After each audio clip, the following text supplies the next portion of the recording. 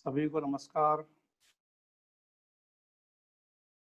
पिछली क्लास में जो लगभग 33 मिनट का वीडियो मैंने कल दिया था, उसके वो माइक्रोफोन में कुछ तकनीकी समस्या आ गई थी। इसके कारण आपको आवाज़ सुनने में थोड़ी तकलीफ हुई। फिर भी यदि आपको लगता है कि उसको सुनने में बहुत ज़्यादा बाधा आई, तो उस व्याख्यान को मैं फिर कभी रख दूंगा।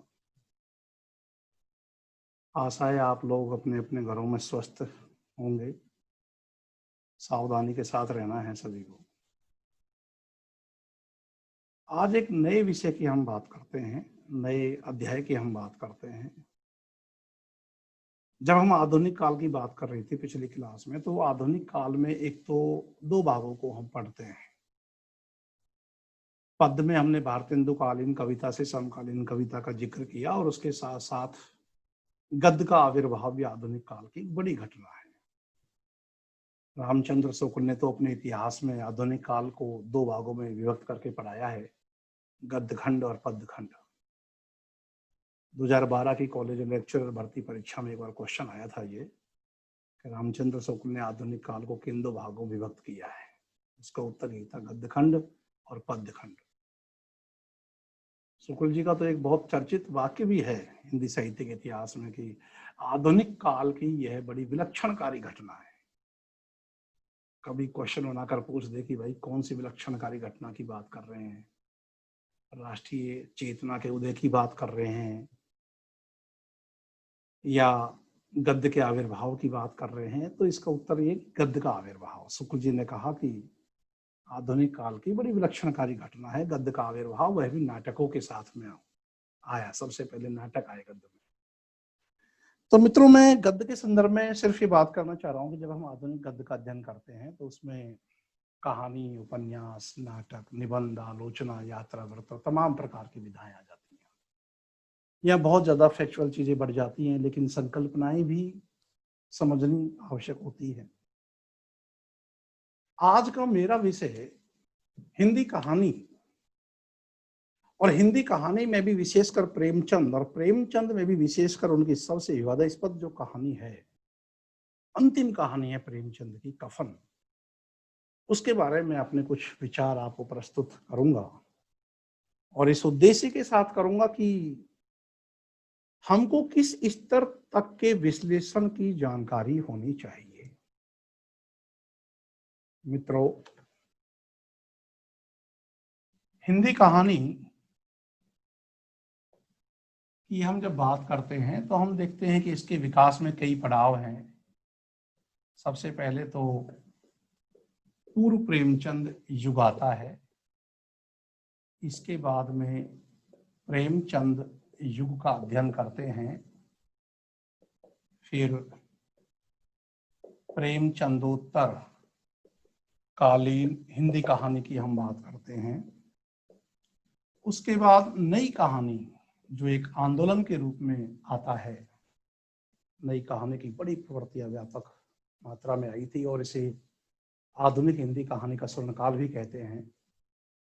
नई कहानी के बाद में हम साठोत्तरी कहानी का अध्ययन करते हैं और इसके पश्चात समकालीन कहानी का अध्ययन करते हैं। कोई भी कालखंड आप, यदि आप उपन्यास पढ़ रहे हैं, यदि आप निबंध पढ़ रहे हैं, आप यात्रावृत्त पढ़ रहे हैं, तो सबसे पहले तो हमको उसको टुकड़ों में बांट देना है। टुकड़ों में बांट करके इनकी संकल्पनाओं को अच्छे से हम समझ पाएंगे और कौन कौन से कहानीकार किस कालखंड के हैं। कि आजकल तो ये एक नया सवाल ही उठाकर चल दिया है कि निर्मल वर्मा किस कालखंड के कहानीकार हैं। तो हमें ये पता होना चाहिए कि पूर्व प्रेमचंद युग में हम किन किन कहानीकारों का अध्ययन करते हैं और उन कहानियों की कौन सी प्रमुख प्रवृत्तियां रही हैं और कौन कौन सी प्रमुख चर्चित कहानियां रही हैं। प्रेमचंद युग है, प्रेमचंदोत्तर है, काल संकल्पनाएं बदलती हैं, विस्तार से अध्ययन करेंगे हम। पूर्व प्रेमचंद युग में तो आपको पता ही है, तिलिस्मी, यारी, जासूसी, ऐतिहासिक कहानियां लिखने वाले गोपाल राम गहेमरी, देवकीनंदन खत्री, किशोरीलाल गोस्वामी। प्रेमचंद युग में केवल प्रेमचंद ही नहीं है। प्रेमचंद युग में मुख्य तौर से तो हम तीन विचारधाराओं को पढ़ते हैं, और तीन विचारधाराओं में एक तो है जयशंकर प्रसाद। जिसने भाववादी, व्यक्तिवादी विचारधारा का नेतृत्व किया, और इस विचारधारा से जुड़ने वाले राजा राधिका रमन प्रसाद सिंह, चतुरसेन शास्त्री, इनका नाम प्रमुख है। एक प्रेमचंद की विचारधारा है समाजवादी यथार्थवादी विचारधारा, और इससे विश्वंभर कौशिक से लेकर के सुदर्शन तक काफी कहानीकार जुड़े।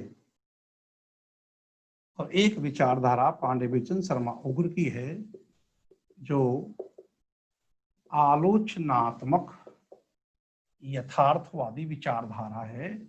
इस आलोचनात्मक यथार्थवाद को प्रकृत यथार्थवाद भी कहते हैं।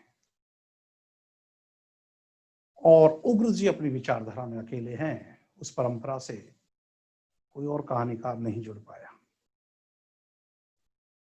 तो ये प्रेमचंद युग का जो हम कथन कह रहे हैं, उसमें ऐसा नहीं है कि केवल प्रेमचंद ही कहानीकार हैं, लेकिन प्रेमचंद ने कहानी कला को सर्वाधिक प्रौढ़ बनाया और अपना सर्वाधिक योगदान दिया, इसलिए इसे प्रेमचंद युग के नाम से जाना जाता है।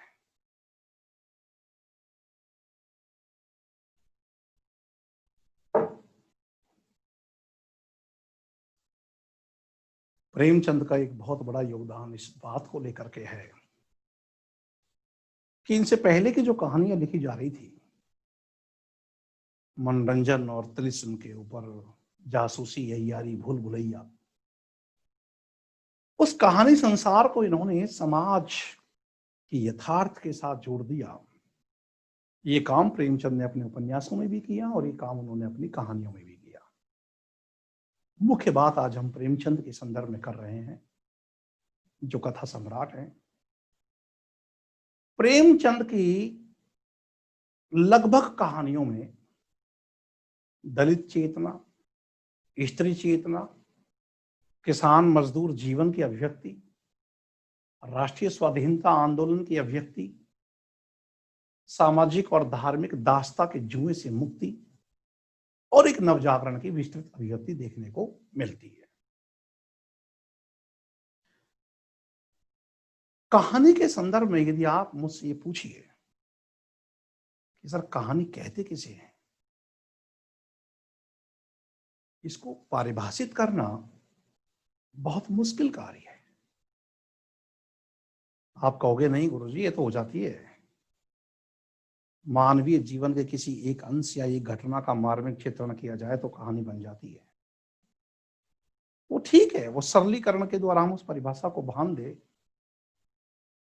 बकौल सबसे बड़े कहानीकार प्रेमचंद भी समय के अनुसार अपनी कहानी कला को विकसित करते हैं। प्रारंभ में उन्होंने एक आर्टिकल लिखा था, कहानी कला क्या है। उसमें उन्होंने कहा कि किसी घटना मात्र का चित्रण कर देना ही कहानी है। बाद में प्रेमचंद का दृष्टिकोण विकसित हुआ और कहानी कला 2 में जो उनका आर्टिकल आया, कहानी कला क्या है, तब उन्होंने लिखा कि एक अच्छी कहानी वह है जो किसी मनोवैज्ञानिक सत्य पर आधारित हो।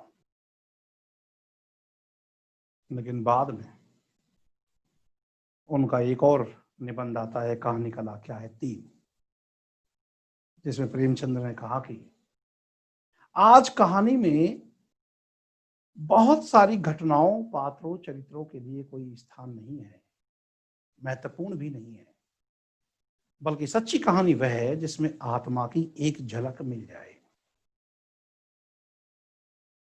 ये बात सही है कि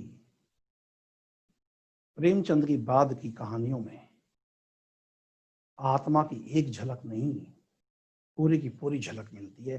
तो स्वयं कहानी के स्वरूप और कहानी की अवधारणा के बारे में स्वयं प्रेमचंद एक बड़े कथाकार के विकास, विचार परिमार्जित होकर विकसित होते हैं। इस प्रकार कहानी की कोई निश्चित परिभाषा नहीं है, और महत्वपूर्ण ये नहीं है कि कहानी की परिभाषा क्या है, कहानी के तत्व क्या है। महत्वपूर्ण तो ये है कि कहानीकार की अपनी समझ क्या है, मित्रों, प्रेमचंद ने जो कहानियां लिखी हैं, उस संपूर्ण कहानी, आप सब जानते हैं कि मानसरोवर के 8 खंडों में लगभग 300 कहानियां प्रेमचंद ने लिखी हैं। उन 300 कहानियों को आप अध्ययन कीजिए तो आपको 3 पड़ाव दिखाई देंगे। प्रेमचंद के कहानी संसार में आपको 3 पड़ाव दिखाई देंगे। पहला पड़ाव आदर्शवाद का, जहां उन्होंने पंच परमेश्वर, बड़े घर की बेटी, अलगोजा, जुलूस, सत्याग्रह, विचित्र होली जैसी कहानियां लिखी। दूसरा पड़ाव, जहां वो आदर्शोन्मुखी यथार्थवाद की बात करते हैं, जहां वो बूढ़ी काकी जैसी कहानी लिखते हैं कि अच्छी कहानी में आदर्श और यथार्थ दोनों का समन्वय होना चाहिए। प्रेमचंद ने लिखा है कि यथार्थवाद हमारी आंखें खोल देता है तो आदर्शवाद हमें किसी ऐसे मनोरम स्थान पर उठाकर पहुंचा देता है जहां से हमें सब कुछ अच्छा ही प्रतीत होता है। और एक अच्छी कहानी में आदर्श और यथार्थ का समन्वय होना चाहिए। जो प्रारंभिक दौर की कहानियां हैं प्रेमचंद की, उसमें आदर्शवाद का जज्बा मिलेगा आपको। उसमें भारतीय संस्कृति, सेवा, त्याग, कर्तव्य परायणता के साथ में देशभक्ति और तमाम प्रकार के सांस्कृतिक मूल्य, गांधीवाद की बड़ी गहरी छाप मिलती। दूसरा सोपान वो आदर्शोन्मुखी यथार्थवादी के साथ लेकर के आया। लेकिन 1930 के बाद प्रेमचंद के कथा साहित्य में, कहानी साहित्य में एक ऐसा मोड़ आता है कि गांधीवादी आदर्शवाद इस मोड़ को संभाल नहीं पाया और कहानियां भयानक यथार्थवादी प्रेमचंद लिखते हैं। यदि आप 1930 से पहले की कहानियां और 1930 के बाद की प्रेमचंद की कहानियों की तुलना करेंगे तो आपको हैरानी होगी कि 1930 के बाद लिखने वाली कहानियां, एक व्यक्ति वही लिख रहा है जो पंच परमेश्वर और बड़े घर की बेटी जैसी आदर्शवादी कहानियां लिख रहा है। क्यों? क्या 1930 तक आते आते प्रेमचंद पर गांधीवाद का जो मोह है वो कम हो रहा था? आप देखेंगे कि 1930 के बाद इतनी घोर यथार्थवादी कहानियां प्रेमचंद की कलम से निकलती है और ये उनकी पहचान भी बनती है। सदगति, ठाकुर का कुआ, दूध का दाम, मुलिया घास वाली, पूस की रात और कफन, ये कहानियां प्रेमचंद के अमर अविस्मरणीय योगदान की कहानियां हैं। और इस सिलसिले में तो गजब हो गया जब उन्होंने एक अंतिम कहानी लिखी, कफन। मित्रों, शायद आप बहुत कम छात्रों को यह बात विदित हो कि जब हम प्रेमचंद की पहली कहानी की बात करते हैं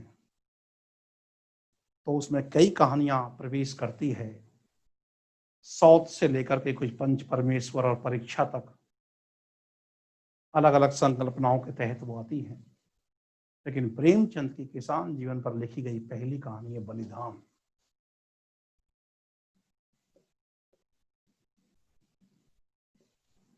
उन्नीस सौ 18 किसान जीवन पर लिखी गई प्रेमचंद की अंतिम कहानी है पूस की रात। ध्यान देना, पूस की रात। आप कहोगे गुरुजी कफन है? नहीं, पूस की रात, जो लगभग 1930-31 के आसपास आई है। मुझे एग्जैक्ट सन याद नहीं आ रही है, शायद 30 है या 31, क्योंकि अंतिम कहानी तो कफन है। मैं आपको ये बताना चाह रहा हूं कि यदि हमारे सामने भारतीय इतिहास ना हो, केवल प्रेमचंद की कहानियां मौजूद हो,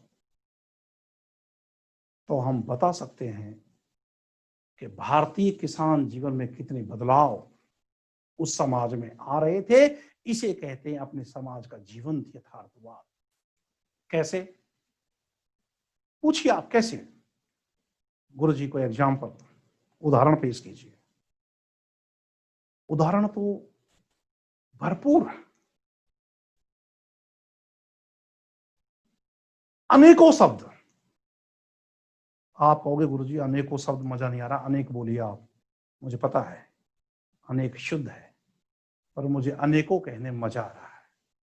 अनेकों उदाहरण। हरिओद ने भी तो कहा है नाना कुसुम उसमें खिलते थे अनेकों, उनको पता है।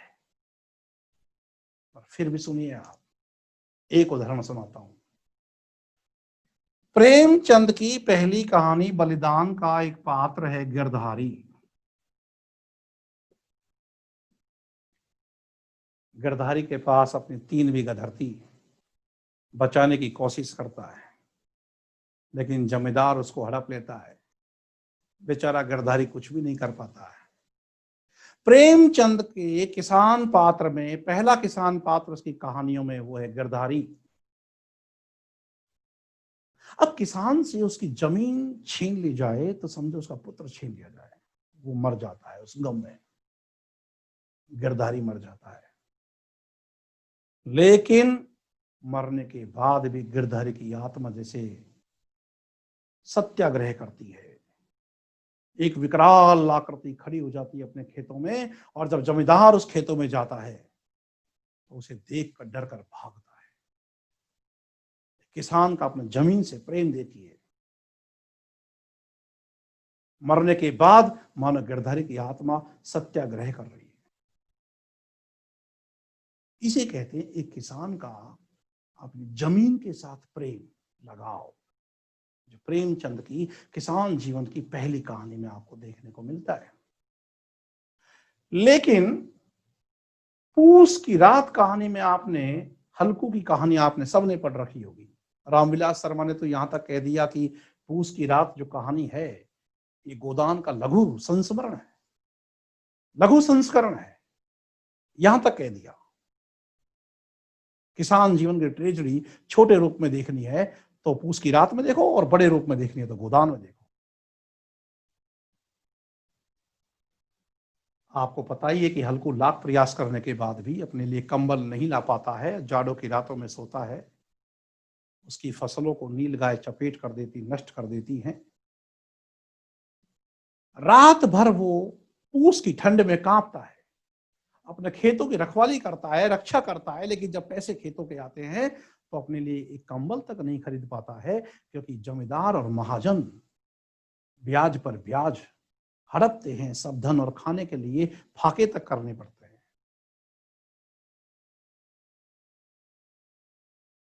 झबरा रात में चिल्लाता है, घूमता है, लेकिन हल्कू उस भयानक ठंड में अपनी खाट से टस से मस न हो पाया। और सुबह जब वो देखता है, उसकी पत्नी जब आती है, देखती है खेतों में कि पूरी खेत नष्ट हुई पड़ी है, पूरी फसल नष्ट हो गई है, तो हल्कू मुस्कुराता है। चलो अच्छा हुआ, अब इस जाड़ों की ठंड में सोना तो नहीं पड़ेगा।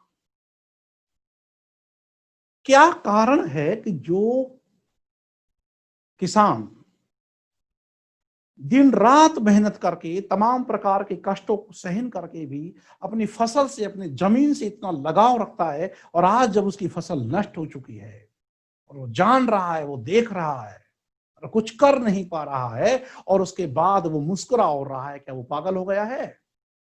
नहीं, वो पागल नहीं हुआ है। हल्कू की हंसी, उसकी मुस्कान किसानी से मोहभंग की विडंबना है।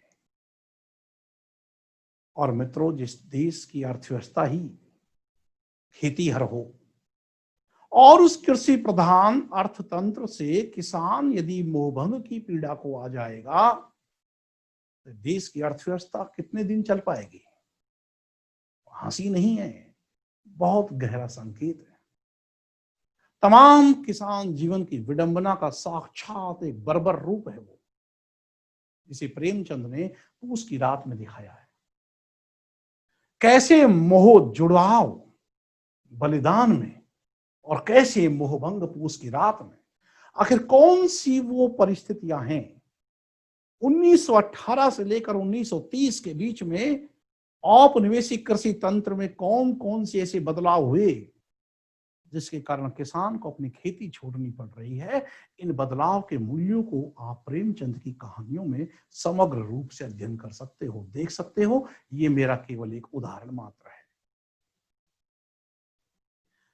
विशेष बात जो आज का मेरा व्याख्यान जो सोच करके मैं आया हूं कि आज थोड़ी कफन के बारे में बात कर ली जाए। अक्सर फोन आते रहते हैं कफन कहानी के बारे में, और मैं अक्सर डिस्कस भी किया करता हूं क्लास के अंदर भी। कोई कहता है कि ये अकर्मण्यता की कहानी है, दलित विरोधी कहानी है।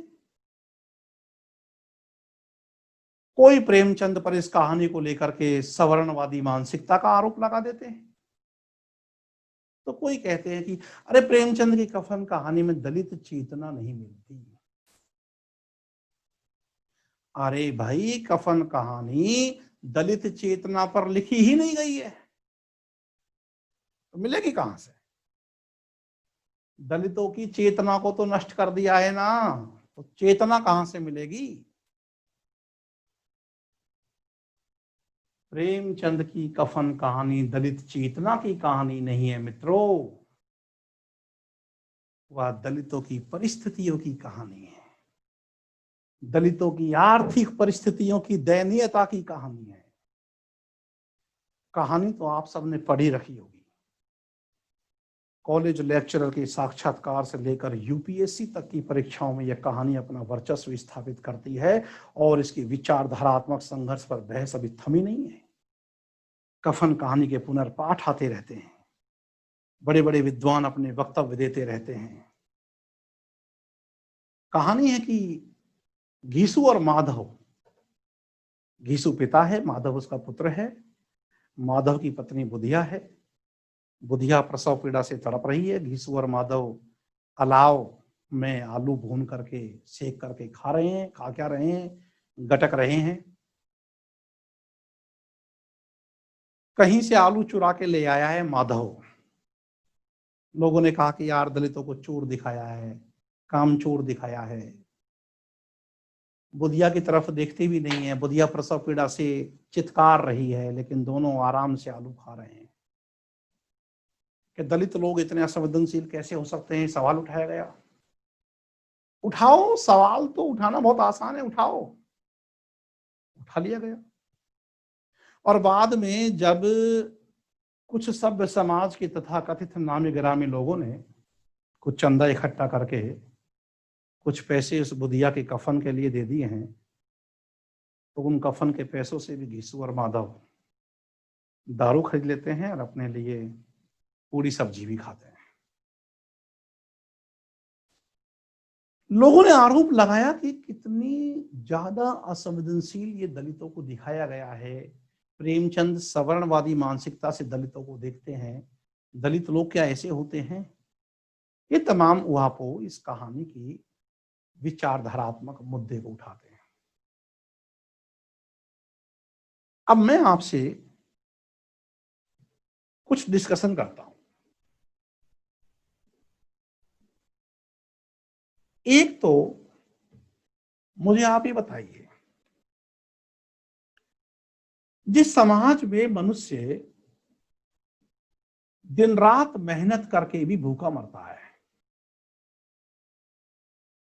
और जिस समाज में मनुष्य जो कामचोर है, ये जो बहुत कम श्रम करके बहुत अच्छा खाता पहनता ऐशो आराम करता है, इस प्रकार की जो विषमता है, जिस समाज में श्रम का कोई मूल्य ही नहीं है, क्या ये मनोवैज्ञानिक सत्य नहीं है कि जहां समाज में श्रम का मूल्य ना हो, वहां कोई श्रम करेगा भी क्यों? जब भूखा मरना ही नियति है, तो कोई श्रम करके भूखा क्यों मरे? गोदान का होरी बहुत श्रम करता है, लेकिन फाके करने पड़ते हैं, भूखा मरना पड़ता है, चना चबेना पे जीवन निकालना पड़ता है। तो उसकी रात का हल्कू कम श्रम करता है, भूखा मरता है। कौन कहता है कि घीसू और माधव कामचोर हैं? मैं कहता हूं कि घीसू और माधव तो फिलोसोफर है, दार्शनिक है। वो उस समाज का बहिष्कार करते हैं जहां श्रम का कोई मूल्य ही नहीं है। और इसलिए माधव चोरी करने में विश्वास करता है, मांग के खाने में विश्वास करता है, लेकिन श्रम में विश्वास नहीं करता, वो सही करता है। गलत कहते हैं वो लोग जो ये कहते हैं कि घीसू और माधव कामचोर है। मेरी नजरों में तो वो दार्शनिक है, नजरिया है मेरा। दूसरा बड़ा सवाल, चलो भाई ये तो बात मान ली आपकी, लेकिन ये बताओ कि वो अपनी जो बहू है प्रसव पीड़ा से चित्कार रही है, उसको तो उठ के देखाओ एक बार। 1 साल तक दोजख भरा, इनके पेट का नरक भरा उन्होंने। घीसू और माधव का पालन पोषण किया, मेहनत कमाई करके कमा के लाती थी वो। आज उसको सहारे की आवश्यकता है, प्रसव पीड़ा से तड़प रही है, लेकिन घीसू और माधव पुरानी अच्छी बातों के ख्यालों में, स्वादेंद्रियों में खोए हुए हैं और आलू छील छील के खा रहे हैं। मित्रों, इस घटना पर आपको घीसू और माधव असंवेदनशील दिखते होंगे, लेकिन मुझे ऐसा बिल्कुल नहीं लगता। जिसने भूख की पीड़ा को सहन किया है, जिसने भूख के दर्द को सहन किया है, वो जानता है कि इस धरती का सबसे बड़ा धर्म है अपने उदर की पूर्ति करना। ये सभ्यताएं, ये आदर्श, ये मान्यताएं, ये सब उन लोगों के लिए हैं जिनका पेट भरा हुआ है। आज माधव बहुत दिनों बाद किसी खेत से आलू चोरी करके ले आया, आज उसको ये मौका मिला है। ये मौका उसे फिर कब मिलेगा कोई क्या पता इसका। कितने दिनों के ये लोग भूखे हैं, और दोनों जानते हैं कि जो में से एक खड़ा होकर देख करके आएगा, शेष दूसरा बचा तमाम आलूओं को चट कर जाएगा। यदि ये अमानवीयता है, तो ये अमानवीयता घीसू और माधव की नहीं है, ये अमानवीयता उन परिस्थितियों की है जो घीसू और माधव को इस स्टेज पर लाता है। आखिर समाज की कौन सी परिस्थितियां हैं जो मनुष्य को इतना अमानवीय बनाने के लिए बाध्य कर रही है? विचारणीय सवाल ये है, विचारणीय सवाल ये नहीं है घीसू और माधव जा क्यों नहीं रहे हैं। क्योंकि प्रेमचंद ने लिखा है कि वो आलू खा नहीं रहे हैं, वो आलू गटक रहे हैं, और गटकने की प्रक्रिया में उनका तालू भी जल रहा है। ये बड़ी बड़ी धर्म, अध्यात्म और दर्शन की बात फेंकने वाले लोग यदि भूख की पीड़ा को महसूस कर सकें, तो उन्हें पता चलेगा कि इस धरती का सबसे बड़ा पुण्य और धर्म है अपने उदर की पूर्ति करना। किस असंवेदनशीलता की बात करते हो? और तीसरा बड़ा सवाल,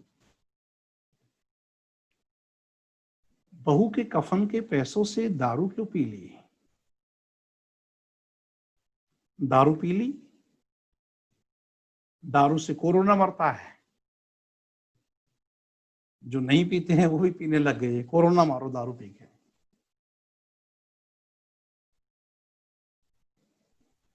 अच्छा एक बात बताओ, क्या आपको कभी आपने फील किया हो तो, मरने के बाद एक बड़ी प्रक्रिया होती है, जब शव को संस्कार के लिए ले जाते हैं तो उसके माथे पर घी उड़ेलते हैं, चाहे उस व्यक्ति ने अपने पूरे जीवन में घी की एक बूंद न खाया हो। कबीर ने कहा, हमें का उड़ावे चदरिया चलती बरिया। जिस व्यक्ति को जीते जी एक चिथड़ा ना नसीब हो, मरने के बाद उसे नया कफन दिया जाता है। ये बात ना घीसू की समझ में आती है, ना माधव की। और इसीलिए जब वो शराब पीकर दार्शनिक बात करते हैं तो कहते हैं बड़ा विचित्र है समाज, जीते जी तन ढकने के लिए चिथड़ा जिसे नसीब ना हो, मरने के लिए, मरने के बाद उसे एक नया कफन दिया जाता है। वाहिर समाज, ये सब समाज का बहिष्कार है। यदि घीसू और माधव उस पैसे से शराब पीते हैं, कफन नहीं खरीदते हैं, तो वे उस सब समाज का बहिष्कार करते हैं जो दोगलापन का जीवन जीता है। कहता है घीसू, यदि यही पैसे जीते जी मिल जाते तो दवा दारू का इंतजाम नहीं हो गया होता, तो बुधिया आज जीवित ना होती। लेकिन नहीं, वो पैसे कफन के लिए नहीं दिए जाते हैं।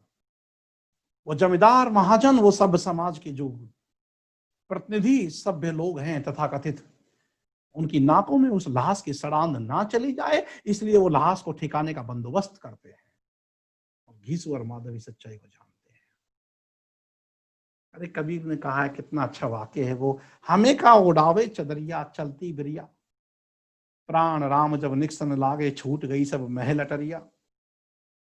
अब क्या है? इसलिए मित्रों, कोई भी कहानी है उसको उसकी सतह में जाकर के देखना। कहानी अपने उद्देश्य में कभी प्रत्यक्ष नहीं होती है। बेहतर कहानी वो है जो अपने उद्देश्य में अप्रत्यक्ष होती है। कहानी आपसे बहुत कुछ कहना चाहती है, लेकिन उसको सुनने वाला तो हो। अब उसका सतही पाठक है, तो उनकी नजरों में तो घीसू और माधव कामचोर भी हैं। बहुत सारे लोगों की नजरों में तो ये दलितों की विरोधी कहानी है। मैं कहता हूं कि इसमें कहां दलित विरोध है। दलितों की दयनीय होती आर्थिक परिस्थितियों पर जीवन चित्रण करने वाली इसे बेहतर यथार्थवादी कहानी और बताओ कौन सी है? और प्रेमचंद का विरोध करने वाले लोग इस प्रकार की हरकतों से प्रेमचंद का विरोध करें, समझ में नहीं आता है। यदि वाकई उनकी दलित चेतना इतनी प्रखर है, तो वो प्रेमचंद से ज्यादा महत्वपूर्ण साहित्य देने का प्रयास करें, तो उनको हम भी करेंगे सलाम। सलाम, नमस्ते। लेकिन आप उस जीवंत यथार्थवाद को अपनी लेखन प्रक्रिया में उतार कर दिखलाइए। महज शब्दों से विरोध करना विरोध नहीं है। और जो कुछ लोग ये कहते हैं कि प्रेमचंद तो सवर्ण है, वो दलित समस्या को कैसे महसूस कर सकते हैं, और महसूस करेंगे तो वो बड़ी सहानुभूति के साथ ही महसूस कर पाएंगे।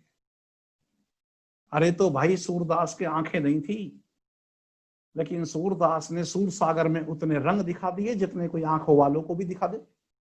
कोई आंख वाला भी तो दिखा दे इतने रंग। साहित्यकार के पास परकाया प्रवेश की क्षमता होती है। उस क्षमता से ही विषय से वह तारतम्य स्थापित करता है, वह अनुभूति की सुरम्यता को स्थापित करता है कि वह रचना धर्मिता में जीवंत बन जाती है।